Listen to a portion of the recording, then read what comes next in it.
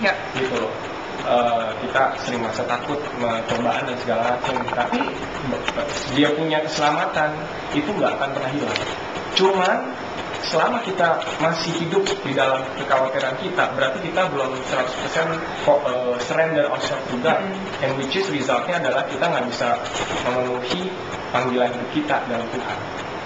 Kita nggak bisa memfulfill His plan for us, ibaratnya gitu lah. Jadi seseorang yang sudah diselamatkan atas Tuhan Yesus, yes, keselamatan itu tidak akan hilang. Tetapi selama dia masih hidup terus dalam kekhawatiran dan perasaan bersalah dan segala macamnya, itu bukan berarti dia berdosa, tetapi dia tetap dibebaskan dari dosa, tapi dia tidak bisa memfulfill panggilan Tuhan dalam hidup dia. Menurut gue gitu. Iya. Jadi sifatnya conditional dong, berarti it depends on. Conditional maksudnya apa? Kamu nggak conditional, karena it's by grace. Tapi kan ada other things yang maksudnya kayak basically everything in our life kan Maksudnya kata tuh bukan keselamatan tapi like yang lainnya gitu ya. Iya, maksudnya bukan cuma keselamatan, maksudnya kayak Berkat juga. iya, Ya, basically berkat. everything kan kayak data itu adalah iman gitu. Jadi Yep. bukan cuma keselamatan, misalnya other things, misalnya kesembuhan gitu. Kalau misalnya kita nggak percaya Tuhan bisa sembuhin kita, Exactly. apakah Tuhan tetap akan melindungi kita? Maksudnya aku gitu. Jadi maksudnya kan everything kan sifatnya juga ujung-ujungnya percaya atau enggak gitu. Tapi keselamatan nggak ada negosiasi kalau menurut gua. When you believe you are saved. Tapi kalau soal kesembuhan, soal dekat dari Tuhan, itu memang lu harus activate your faith. Kalau kamu terus worry, of course kamu nggak bisa kerjain kerjaan kamu dengan baik. Kamu kalau misalnya selalu worry tentang penyakit yang ada di tubuh kamu, instead of praising God dan percaya bahwa itu akan sembuh, tentu saja kamu akan terus sakit. Berarti itu conditional dong, berarti it depends on us. I think it depends on God. Karena Rasulullah kan unconditional kan. Gini deh. Kalau pengertian gue ini. Enggak. Lu lanjut. Oke. Kalau yang gue dapetin, kita bisa percaya pun itu sebenarnya Tuhan yang bekerja gitu. Jadi for me it is impossible for me not to believe gitu. Selama-lamanya gue gak akan percaya gitu kan. Karena ini dibilang kan bahwa karena kasih karunia kamu diselamatkan oleh iman. Iman itu sendiri pun dikaruniakan Tuhan ke kita gitu. Jadi it is God's grace gitu yang akan enable lu untuk bisa percaya gitu. Jadi nggak tergantung diri sepenuhnya gitu. Jadi misalnya aku misalnya sakit ya, terus habis itu aku nggak percaya nih Tuhan bisa sembuhin aku bakal tetap sembuh apa enggak? Tetap kesatuan. Tergantung sih, kalau dia berdoa kan kayak orang tua yang punya iman bisa sembuh karena imannya orang tua, tergantung misalnya. Jadi basically Kalau lu sakit nggak mau sembuh, Enggak kan ya? Enggak, maksudnya misalkan dia nggak dapet faith-nya gitu. Maksudnya kita tahu misalkan gue tuh kayak, maksudnya tuh dia kayaknya susah untuk beriman gitu. Tapi tetap bisa sembuh nggak gitu maksudnya kan? Iya, tetap kan kuasa Tuhan lebih mengalami kita, atau lepas dari iman kita itu kuasa Tuhan akan bisa terjadi. Atau itu harus tergantung iman kita. ya sekali lagi sih kalau tergantung iman kita itu pun karena Tuhan yang mengaruniakan iman itu ke lu gitu. Jadi bukan lu yang dengan kekuatan lu sendiri gitu lu bisa beriman gitu. Tapi ada kan dibilang yang di mati atau yang kisah seorang siapa tuh yang anaknya sakit gitu kan, terus dia nggak percaya gitu kalau Tuhan bisa menyembuhkan dia gitu. Dan Tuhan Yesus bilang, jika kamu percaya dia bisa disembuhkan gitu. Dan apa respon si bapak ini? Dia bilang, help my unbelief Lord gitu.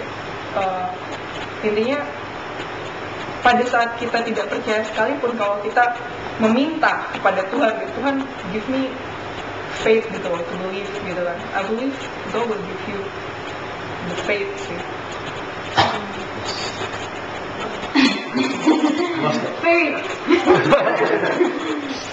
Iya, oke. Nanti mungkin nanti bisa lebih terjawab lagi lah. Gue percaya. Gue tambahin sedikit ya. Iya. Kalau menurut gue gini kita, sebenarnya it's all grace. Itu bukan a conditional kan. Memang kita perlu beriman tetap.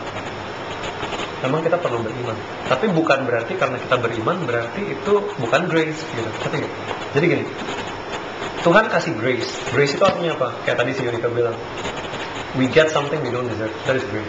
Apa? Keselamatan, berkatnya, deliverance from apa? From worries, from sickness, ya kan? Healing. Nah, Tuhan itu artinya grace apa?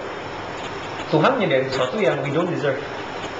Sekalipun misalkan gue ini misalkan orangnya misalkan gue ini penipu, misalkan Eric ini pembohong, si David ini lu jangan begini kok Pak. Enggak. Misalkan David ini pembunuh or whatever.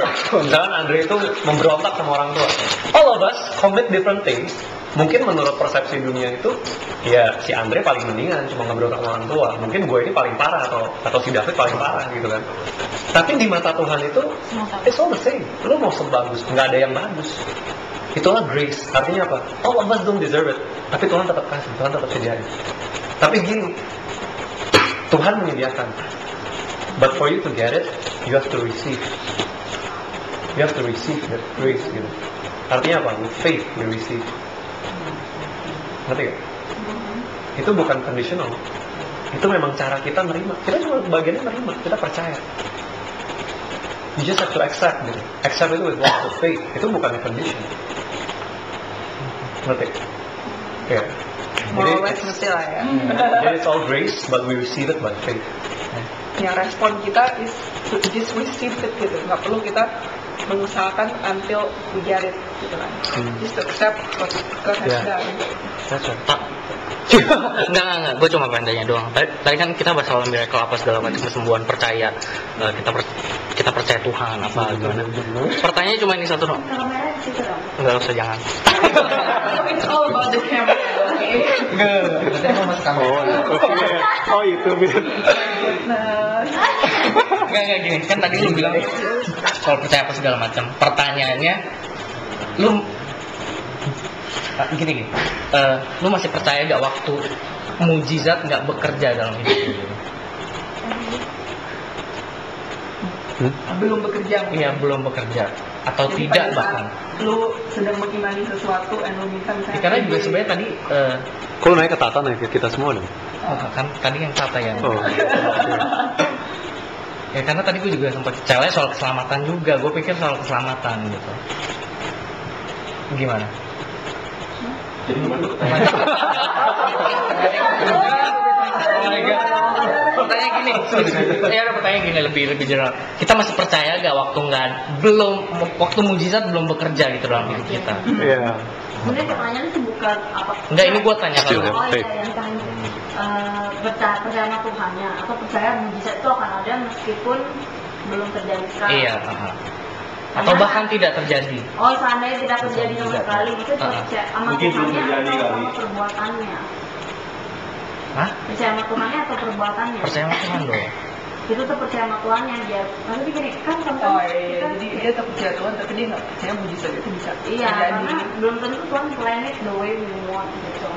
Tapi kita percaya Tuhan will give the best. Yeah. Ya, that's the point. Iya. Tapi sebenarnya pertanyaan aku tadi itu lebih ke Is it grace atau misalnya kita nggak, ya itu Benar. lebih ke kebalikan. Jadi seandainya kita nggak percaya Tuhan sembuhin kita tetap menerima kesembuhan, nggak lebih ke situ. Karena kalau grace kan Tuhan akan terkasih dong. Seandainya itu disebut grace ya, Tuhan tetap akan kasih healing meskipun kita nggak percaya gitu. Menurutku bisa bukan. And after you've been healed, you will believe. Iya. Itu Contohnya, case by case ya kan.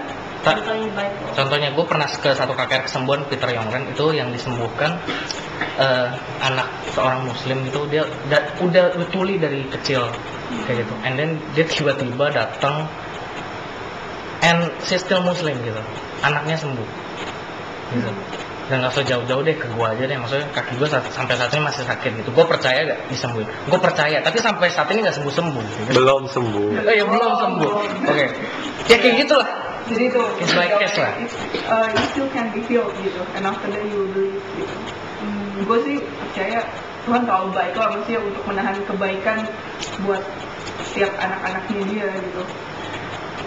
Seperti itu sih. Boleh Sudah, sekali lagi. jatuhnya. Masalah itu masalah. Enggak, kalau kamu nggak boleh. Orang nanya. Ayo, Ade. It's a very good question yang kita tanya. Oke, I give you Kemarin ini cerita pengalaman banjir. 2 menit ya. Waktu banjir, Panjang ya.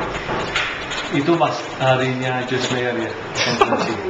Kan gue Januari. pergi dari Pik, keluar, jemput si Mika, Pagi-pagi keluar udah siap tol Omang, kan apa dulu tuh banjir.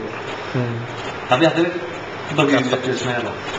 Di sesi pertama, gue Josh Mayer kalau ngajar kan ngajarnya data kayak nangkep gue. How can you say that? Dia begitu passion kenapa? Karena dia menanti Josh Mayer dan bisa ketemu Josh Mayer. Akhirnya ketemu di situ. Tapi kalau gua nggak ada perasaan apa-apa, kita nggak ada feeling apa-apa. Iya, yang feelingnya kan sama Yuni. Tapi waktu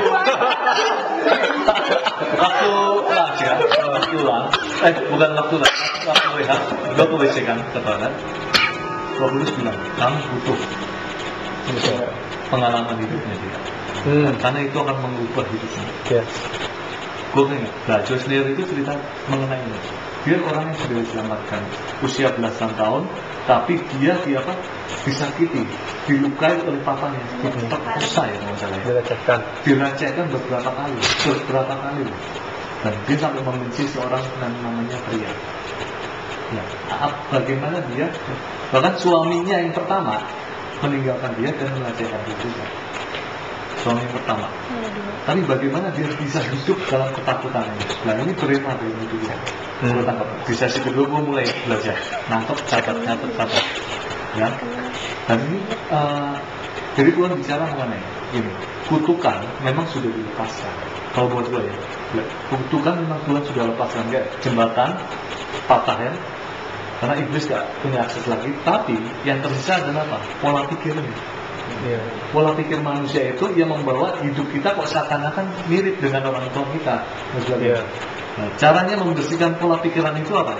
Gue bagus sih, Josh Mayer itu gimana caranya? Dia memperkatakan iman. Nah, kita nggak bakal bisa sembuh kalau sumber informasi kita bukan Alkitab, bukan firman Tuhan. Tapi kalau sumber informasi kita motivasi dunia, ya nggak bisa sembuh karena nggak nyampe ke roh kita. Tapi firman Tuhan yang bisa masuk ke roh. Dan itu yang mengubah pola pikir. Dan itu gue alami sih. Dulu waktu mengingat waktu kecil, rumah gue di Semarang, nyokap gue waktu itu main apa itu namanya SD tau nggak sih? Lalu Singapura tuh besar kecil ya kan. Dia datang ke dukun, gue ikut kan volunteer dan sebagainya. Si dukun itu ngomong gini, ini anaknya goblok. Dia nggak ngerti apa-apa. Ngerti apa?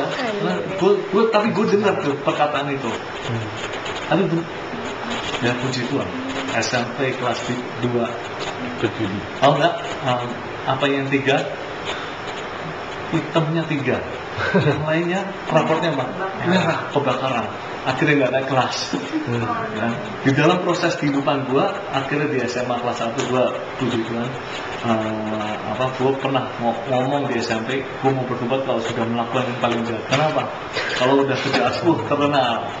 Kejahatanmu apa? Tapi Tuhan cegah itu di SMA kelas 1. Tapi pola itu masih ada, kemalasan itu masih ada.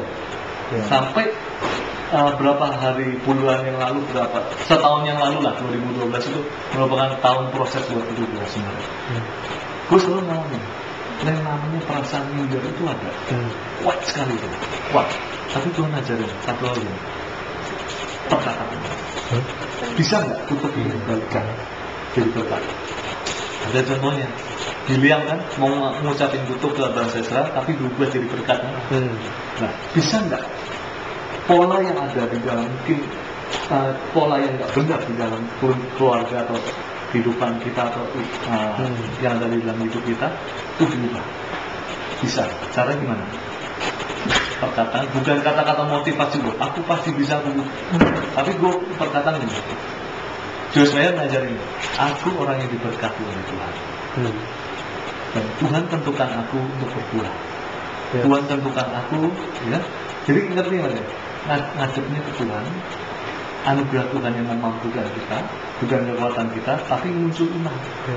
aku orang yang diberkati Tuhan dan Tuhan jadikan aku biji mata. Ya, jadi kalau orang dunia ajar motivasi Pak, gua pasti bisa, ayo jangan capek. Nah, ini apa? Jiwanya dibangun, tapi spiritnya itu dapat. Nah, gua ngalamin itu. Sebenarnya bagus lah Pak. Waktu di Gelora Bung Karno juga dapat mengenai ketakutan, mengalahkan ketakutan. Nah, seringkali mungkin bukan hanya gua ya, banyak anak Tuhan yang ngalamin di dalam area ini ketakutan. Nah itu perlu disembuhkan dengan cara benar. Kita nggak bisa yang lain kecuali untuk takut. Firman Tuhan sih. Karena ini penting sekali. Jangan, ya lanjut. Bisa begitu. Bagus 10 menit. Pola ini kamu harus sepakatkan. Berarti ini langsung dismiss. Ini kan langsung Bagus. Tapi bagus ya Anda sharing. Beri berkat. Ya. sampai mana? Sampai di keselamatan. Grace mengapa 4 kali. Enggak, lu mau nanya sesuatu sih. Lomba dibacakan. Happy ending. Nanti gue ceritain. Happy ending. Nanti Nanti ini Unike. Oke, itu jadi semua karena kasih karunia. Dan untuk kita tetap dalam kasih karunia itu ada bagian kita gitu. Siapa yang Anda bilang bahwa kita bisa fall from grace gitu kan. Tapi how we stay in grace gitu, it's by feeding on God's word gitu. Bagaimana kita tetap memperkatakan firman. Bagaimana kita Roma 12 ayat 2 bilang kan harus ada pembaruan pikiran terus menerus gitu. Jadi kutub itu sudah dilepaskan, tapi untuk kita tetap hidup di dalam kasih karunia itu kan kita pikiran kita tuh harus terus dibarui hari demi hari, day by day gitu kan. And it is by God's word. Oke. Pertanyaan gue yang kedua sebenarnya tadi udah sempat disinggung. Menurut kalian apakah keselamatan itu bisa hilang atau tidak? Bisa. Siapa? Hendra nggak bisa, Derek bisa. Oke. Tidak bisa kenapa? Bisa. Bisa kenapa? Tidak bisa kenapa? Apa? Bisa. Ntar dong. Biar ini dong jawabnya. Kalau kita mutusin hubungan dengan Tuhan, Jadi bisa ya. bisa. Oke. Hendra?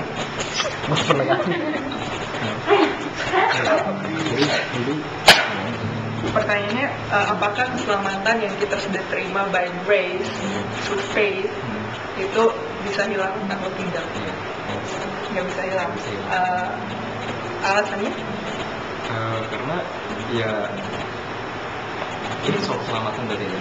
Soal Keselamatan. Ya karena kita percaya sama dia, kita sama dengan jawaban yang kita hidup pertama sudah percaya dan menerima dia sebagai Tuhan dan Juru Selamat. Kita sudah menerima Kristus itu. Even meskipun kita membunuh, kita melakukan perbuatan apapun yang mungkin kayak kita mikir kita bakal hilang Kristus, kita nggak akan hilang Kristus, kita akan sebagai bagian dari Kristus Tuhan ini. Itu sih. Oke. Ada jawaban lain? Menurut gue sih bisa. Wah, surprise banget. Lu pada dari dulu grace terus bro. Iya, dia tuh itu ya paling. Sama gue sama gue nggak bisa, cuma kalau apa namanya lu juga berbuat, lu bin agama, lu menjadi Roh Kudus, lu ya kita pada bisa hilang kalau nggak bertakwa kembali. Bisa kehilangan.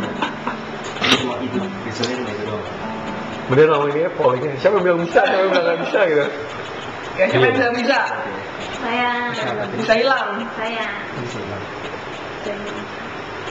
Wah, kayaknya equal nih. Tidak bisa hilang siapa? Gak angkat tangan. Hah? Kok 2 kali hilang? 2 kali. 2 kali angkat tangan. Enggak, gue nggak angkat tangan. Ini konteksnya kalau misalnya kita tetap berada di dalam Tuhan kan. Iya, jadi orang udah percaya dong. Kalau tadi kan A konteksnya believer. masih beda kan, dia masih berpindah agama. Gitu. Dari yang konteks punya nanti lu kalau pindah agama lu ketika lu memuji Roh Kudus dengan kata-kata lu dengan hati lu mau pindah agama lu udah nyembah yang lain. Itu juga bisa dibilang punya agama tergantung. Bisa. Bisa hilang. Steven bilang tidak bisa hilang. Oke, tidak bisa kenapa? Aku tidak bisa juga. Ikut sial gitu. Ada yang bantu jawab dia. Nggak gendong-gendongan. Ya gue gak pernah gendong dia. Apalagi surga. Oke, apa alasannya? Apa alasannya? Tidak bisa hilang kenapa? Karena kalau misalkan menurut gue kalau kita percaya Yesus, kita sungguh-sungguh percaya Yesus, hidup kita diperbarui hari demi hari. Kita bisa jatuh, tapi kita nggak mungkin bisa hidup dalam dosa. Ya. Yeah. So I believe kita nggak mungkin kehilangan So we can keselamatan. lose our salvation. Ya. Kecuali ada orang yang pada akhirnya ternyata dia tidak diselamatkan kayak di Matius 7 kan. Ya. Bukan orang yang berseru kepadaku Tuhan Ya. yang diselamatkan ya kan. Tapi Tuhan waktu itu bilang enyahlah engkau daripadaku sebab Aku tidak mengenal kamu. enyahlah engkau daripadaku para pembuat kejahatan sebab aku tidak mengenal engkau kan. Itu sebenarnya they think they are saved, tapi sebenarnya mereka nggak diselamatkan. Nah itu konteksnya beda. Mereka itu mungkin ada melakukan kegiatan-kegiatan Agama. Mungkin KTP-nya Kristen, mungkin ke gereja, mungkin segala macam, tapi they are living in sins gitu. Memang mereka hidupin terus gitu. Mereka emang nggak pernah kenal Tuhan. Karena orang yang kalau misalnya dia kenal Tuhan, maksudnya dia sungguh-sungguh dia percaya Yesus, dia pasti semakin hari dia semakin berubah gitu. Amin. Pasti. Gimana mungkin lu percaya sama sesuatu yang begitu besar? Gue dulu ingat ya, gue diajarin, gue lupa kalau nggak salah Joyce Meyer atau Joseph Prince. Derek Prince. Bukan Derek Prince yang masuk. Joseph Prince atau Joyce Meyer. Dia ngomong gini, how can we say we know such a great God, tapi hidup kita nggak berubah, but our lives never change. It is impossible. Coba lu bayangin ya, lu itu satu motor kecil, you come in contact into a big trailer truck gitu, yang gedenya tuh yang lu tau kan, trailer yang begitu besar. Apa yang terjadi? Pasti kalau misalnya kita itu cuma motor kecil, pasti hancur itu motornya, remuk. Yang stay itu apa? Trailer trucknya kan, yang besar itu. Kalau kita come in contact with God every day, in our life gitu, kita benar-benar kenal Tuhan, nggak mungkin kita nggak berubah. Tuhan pasti merubah kita. Kita pasti semakin serupa Tuhan. Tapi banyak orang kan ngaku kenal Tuhan, ikut Tuhan, sungguh-sungguh ceritanya gitu, tapi ya hidupnya nggak berubah. Nah itu yang mesti hati-hati. Jangan-jangan mereka berpikir gue kenal Tuhan, tapi sebenarnya ya mereka nggak pernah terima gitu kasih karunia itu. Berarti itu conditional dong, kalau misalnya dia Conditional lagi. No, it's not conditional. Karena dia, tapi dia udah Mau bancelnya, mau beri conditional. sebagai Tuhan dan juru selamat. Ini terus habis itu ke gereja, kan dia udah say the prayer of salvation gitu. Kita diselamatkan bukan hanya dibilang gini, dengan mulut engkau berkata dan dengan hati engkau percaya. Yang susah itu adalah kita sebagai orang yang memimpin orang kenal Tuhan, kita cuma bisa lihat mulutnya, tapi hatinya hanya Tuhan yang tahu apakah dia benar percaya. And faith is not just what you say, but faith is something that you act out. Ya kan? Kalau di James itu dibilang iman tanpa perbuatan adalah mati. You can talk 2 hours about faith, but if you don't do what God tells you to do, ya kita harus hati-hati juga. Gue sebenarnya percaya Yesus nih. Karena nggak mungkin kalau kita percaya, tapi kita nggak berbuat. Contohnya gini. Siapa yang di sini kalau misalnya pergi lihat perakiraan cuaca dulu? Nah, jarang kan? Gue juga jarang. Tapi I think we need to learn ya. Kita juga perlu pergi ya. Kalau misalnya kita mau pergi jauh gitu. Gue kemarin itu benar-benar grace banget ya. Gue pergi, orang pada ketawa gue. Lu mau kemana bro? Ke Singapura. Flight lu jam berapa? 5 AM. What? 5 AM? What the hell do you want to go 5 AM to the airport gitu? Gue bilang gue selalu take flight pagi. Terus akhirnya bener aja waktu gue ambil flight pagi, gue dapat kabar kan, gue berangkat, pas gue nyampe Singapura, adik gue bilang itu 1,5 jam setelah gue berangkat itu udah banjir bandara. Bandara Soekarno-Hatta. Iya. Ya, tapi oke. That's not the point. Yang gue pengen ngomong adalah gini, Kita seringkali bilang, kita seringkali nonton perakiraan cuaca, terus dibilang, oke, besok diperkirakan akan hujan. Kalau kita percaya sama perakiraan cuaca itu, kita kalau keluar kita akan bawa payung ya. Ada nggak orang bilang begini, besok hujan sih, bro besok hujan, Lin besok hujan, besok hujan ya, besok hujan ya, besok hujan. Misalnya gue bilang ke orang tua nih, hujan. Tapi pas gue pergi, gue nggak bawa payung. Gue percaya, menurut orang gue percaya nggak itu akan hujan. Exactly. Iman itu pasti ada perbuatan. Kalau kita bilang kita percaya Yesus, pasti kita hidup mengikuti Yesus. Tapi kan susahnya itu kan banyak orang yang percaya Yesus, judulnya terima Yesus, tapi ya mereka nggak benar-benar percaya Yesus. Gue juga berpendapat yang sama. Maksudnya untuk bagian keselamatannya. Jadi gue bilang keselamatan tidak bisa hilang. Pas gue lagi merenung ini, gue tanya sama Tuhan, keselamatan itu bisa hilang nggak? Gitu. Dan Tuhan cuma ingatkan satu ayat, Ibrani 12 ayat 15. Ibrani benar juga.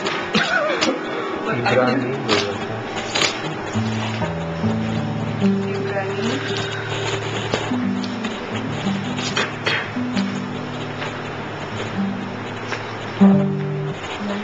12 ayat 15.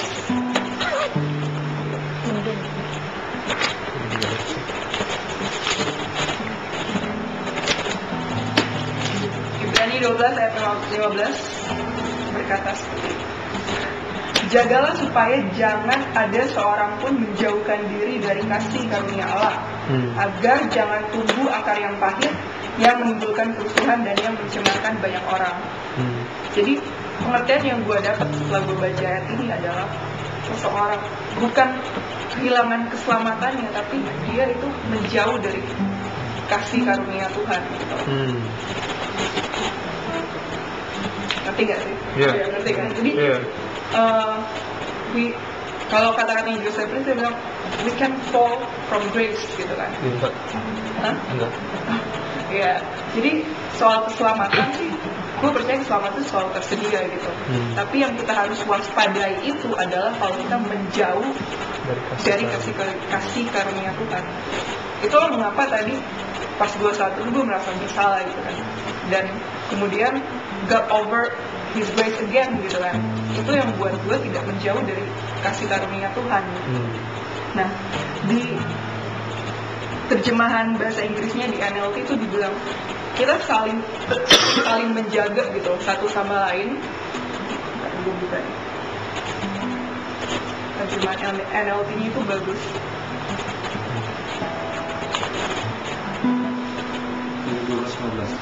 Ibrani.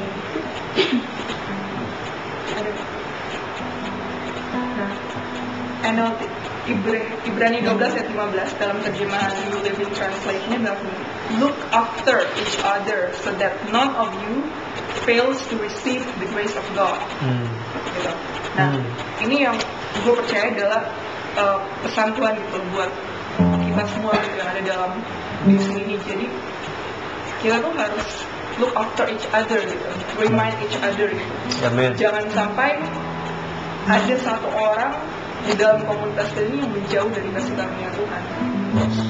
Karena as long as we live in God's grace gitu kan, the salvation is guaranteed. Maksudnya kita tetap berada dalam kasih karunia Tuhan itu yang menjaga kita gitu. Nah, gue sih mau encourage gitu untuk kita ambil komitmen ini gitu untuk sepanjang tahun ini sampai tahun-tahun ke depan gitu. Kita committed gitu to each other untuk look after each other so that none of you fails to receive God's grace. Just to receive gitu. Kita bisa just to receive God's grace. Gitu. Kita hanya mengingatkan orang untuk don't run away from God's grace. Gitu. Mau seberapa besar apapun dosa kalian gitu, jangan kita menjauhkan diri dari kasih karunia Tuhan. Sekarang kita buka di Filipi 2 ayat 12 sampai 16.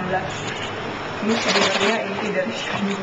Tadi kepanjangan terlalu banyak tanggung jawab. Dua setengah jam. Filipi 2 ayat 12 sampai 16. Filipi 2. Bisa selesai jam 10 kan? Iya nih.